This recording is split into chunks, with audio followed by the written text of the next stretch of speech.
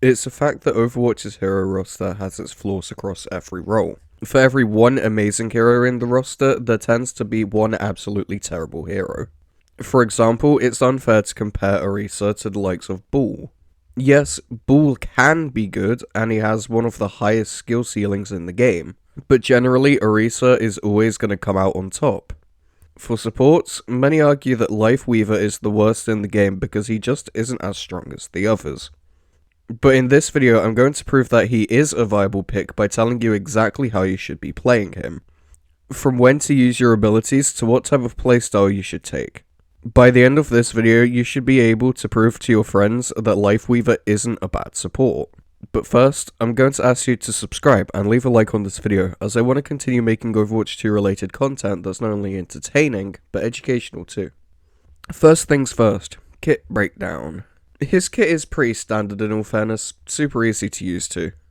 His primary fire is Healing Blossom, which can be charged up to heal teammates. His secondary fire is Thorn Volley, which rapidly fires a volley of thorns, it's kind of in the name, which damages enemies.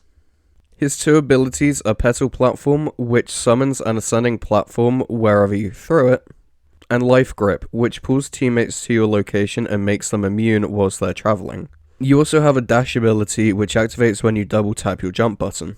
Overall, it's nothing too complicated really. My first tip for learning how to play Lifeweaver is to understand your two fire rates and when to use which one.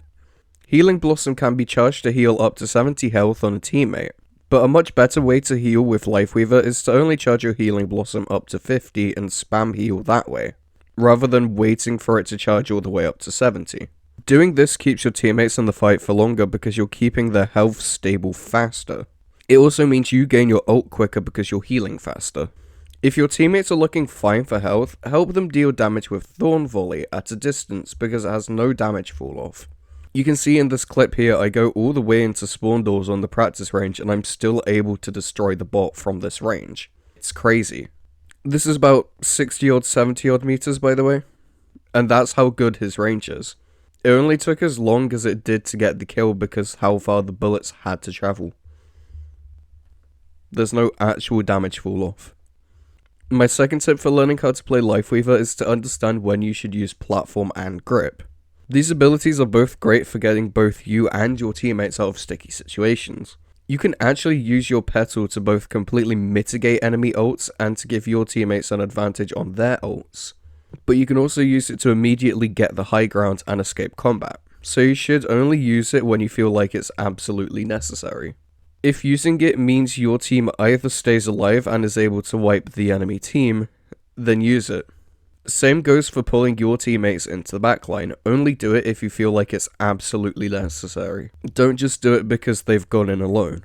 Wait till they're on critical HP up front, and then pull them back. You'll also notice that they won't call you horrible things because you did a good pull. My third tip for learning how to play Lifeweaver is to understand how your ult Tree of Life works. Tree is honestly a great ult because it acts like Lucio's healing, but better. It's an AoE healing aura that not only heals super fast, but it gives whoever stood in it an extra bit of overhealth, allowing them to stay in the fight for a bit longer. It's also just a solid ability, I mean, literally.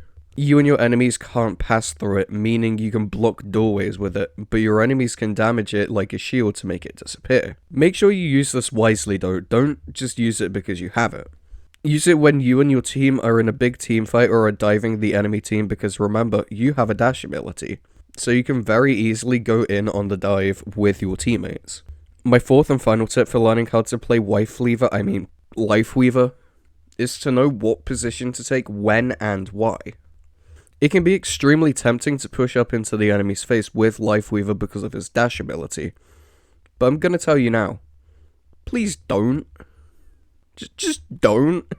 One of the things that makes Lifeweaver such a good support is the amount of range that he has when he's both healing and damaging. As I mentioned before, he has no damage fall off, giving him basically infinite range when you use Thorn Volley. But his healing is also a super ranged thing too.